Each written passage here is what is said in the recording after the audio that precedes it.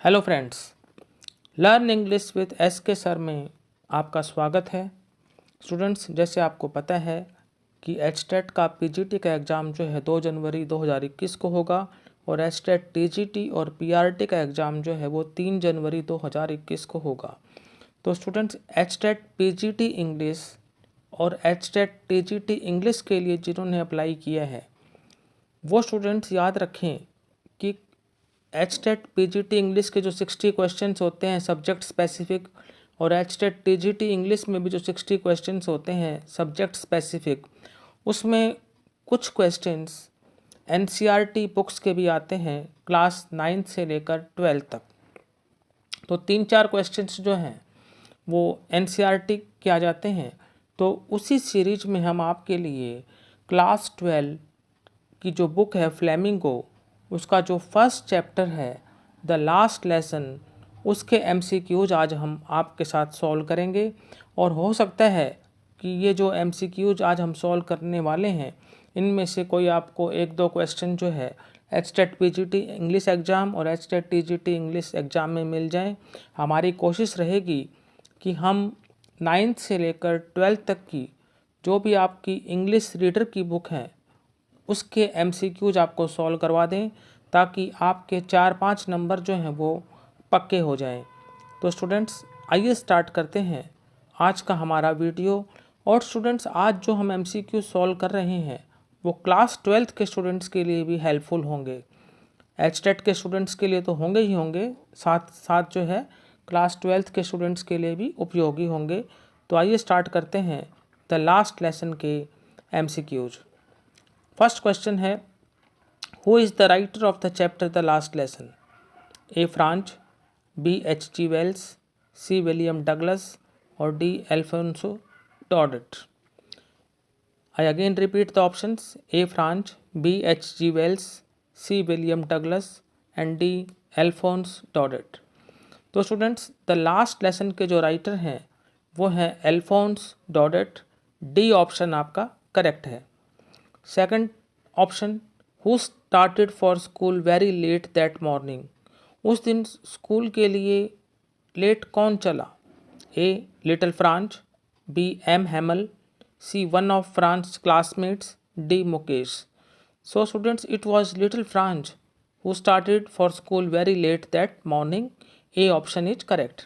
Now coming to question number 3. Where did Franz see a crowd in front of the bulletin board? French ने भीड़ को कहाँ देखा bulletin board के सामने? प्लेस पूछी गई है हमसे। A. at the school, B. in the market, C. at the town hall, D. in the church. So students, Franz saw a crowd in front of the bulletin board at the town hall. C option is correct. See now question number 4. Which bad news had come from there for the last 2 years? कौन सा बुरा समाचार वहाँ से आया था पिछले 2 साल से? A. The lost battles, B. The draft, C. The orders of the commanding officer, D. All of these. The answer for this question is all of these. D option correct. Now question number 5. What order had come from Berlin? Berlin से क्या आदेश आया था? A option, that all schools in Alsace districts would be closed forever. B. that only German would be taught in all the schools of Alsace and Lorraine districts. C. that there would be no French teacher in the school of Alsace. D. none of these. So students, the order that had come from Berlin was that only German would be taught in all the schools of Alsace and Lorraine districts. B option correct है। Berlin से जो आदेश आया था वो ये था कि German language जो है टॉट की जाएगी अल्सेस एंड लॉरेन डिस्ट्रिक्ट्स के सभी स्कूलों में। This was the order that had come from Berlin. B option is correct. Now question number 6. What kind of feelings were aroused among the people?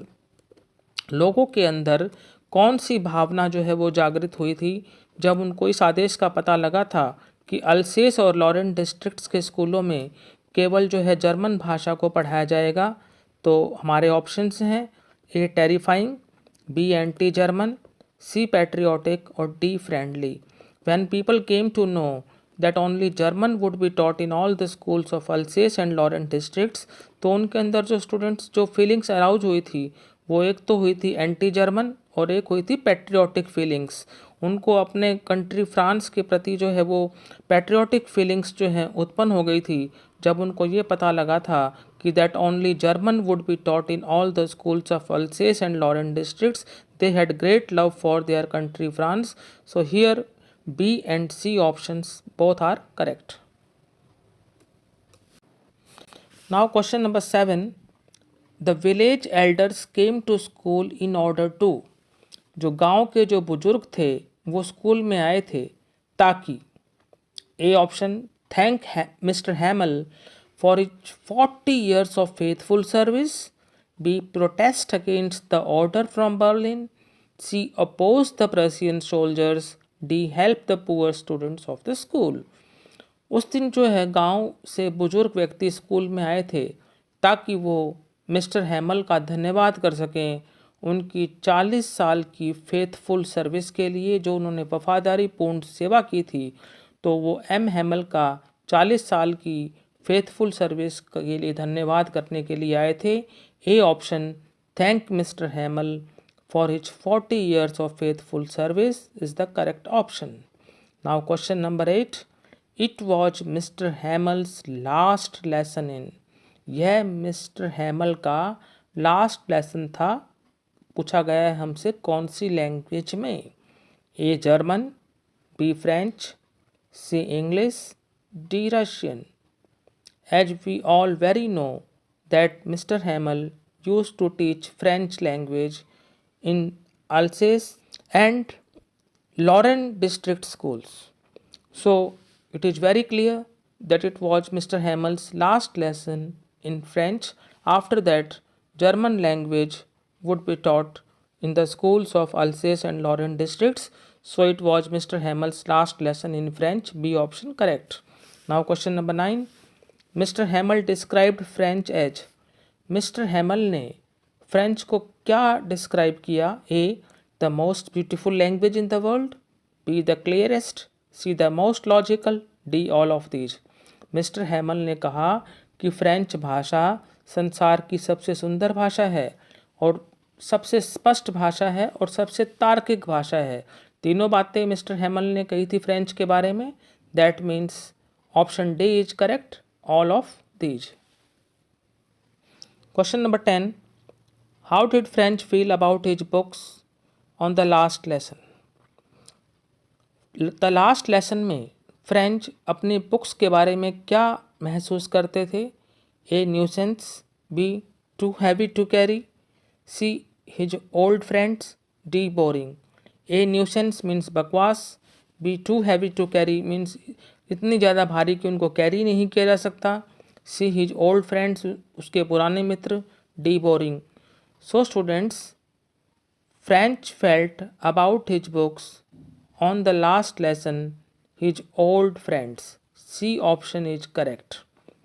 Now question number 11. What did Mr. Hamel urge to his students and village elders? Mr. Hamel ने अपने विद्यार्थियों और गांव के बुजुर्गों से क्या आग्रह किया। A. To guard their native language among themselves. B. To forget French forever. C. To love the German language. D. To obey their German masters. हमसे पूछा गया है कि मिस्टर हैमल ने क्या आग्रह किया स्टूडेंट से और विलेज एल्डर से। तो उन्होंने कहा कि वो अपनी नेटिव लैंग्वेज को अपने अंदर जो है गार्ड करें, उसकी रखवाली करें। A option, to guard their native language among themselves is correct. Question number 12. What did Mr. Hamel regret? Mr. Hamel को किस बात का खेद था। A. That the people of Alsace were quite indifferent to the learning of their mother tongue. B. That the children of his school were least interested in learning English. C. That the people of Alsace did not like to learn German. D. That the people of Alsace did not want to learn Hindi.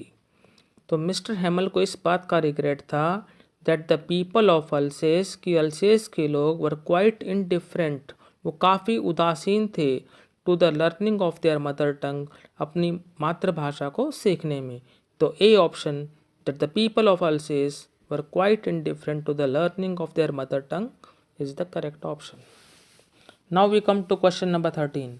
Where were the elders of the village sitting, गांव के जो बुजुर्ग थे वो कहाँ बैठे हुए थे? A outside the school gate, school gate के बाहर। B at the town hall, town hall में। C on the desk at the back of the class, class के बैक में डेस्क पर। D inside the town hall. So students correct answer is on the desk at the back of the class. C option is correct. Now question number 14। What unusual thing did Franz notice about the school that day, उस दिन school के बारे में France ने कौन सी असाधारण चीज़ को notice किया? A there was a great bustle. B there was everything still and silent. C the noise coming from school was heard in the street. D no student came to school that day. Students correct option is B there was everything still and silent, वहाँ सब कुछ स्थिर और शांत था। B option there was everything still and silent is correct. Now last question students for today.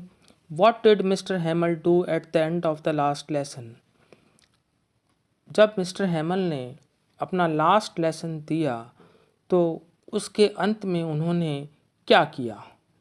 A he thanked the village elders, उन्होंने गांव के बुजुर्गों का धन्यवाद किया। B he paid goodbye to his students, उन्होंने अपने विद्यार्थियों को अलविदा कहा। C he wrote on the blackboard long live France, उन्होंने ब्लैक बोर्ड पर लिखा कि long live France. D he bowed and left the room, वह झुका और कमरे से बाहर चला गया। तो students mister Hamel eight the end of the lesson wrote on the blackboard long live France. C option is correct. तो स्टूडेंट्स आज हमने फ्लेमिंगो क्लास 12 की बुक के first chapter the last lesson के मोस्ट इम्पॉर्टेंट 15 MCQs किए। ये MCQs आपके class 12 मार्च 2021 exam के लिए भी हेल्पफुल होंगे और आपको जो है HTET का जो एग्ज़ाम होगा 2 एंड 3 जनवरी 2021, इसमें भी आपके लिए काफ़ी हेल्पफुल होंगे क्योंकि NCERT क्वेश्चंस जो हैं वो आते हैं, क्योंकि इन एग्ज़ाम्स का लेवल जो होता है वो 9th 12th होता है और उसके बाद इसमें जो है ग्रेजुएशन लेवल के जो लिटरेचर के क्वेश्चंस भी आते हैं HTET PGT और TGT में। लेकिन कुछ 5-7 क्वेश्चन जो हैं NCERT के सिलेबस के आते हैं, तो ये क्वेश्चंस आपके लिए बहुत ही हेल्पफुल होंगे। तो अगर आपको आज का वीडियो पसंद आया है तो इसे लाइक करें, शेयर करें और हमारे चैनल को सब्सक्राइब करना न भूलें। Thank you.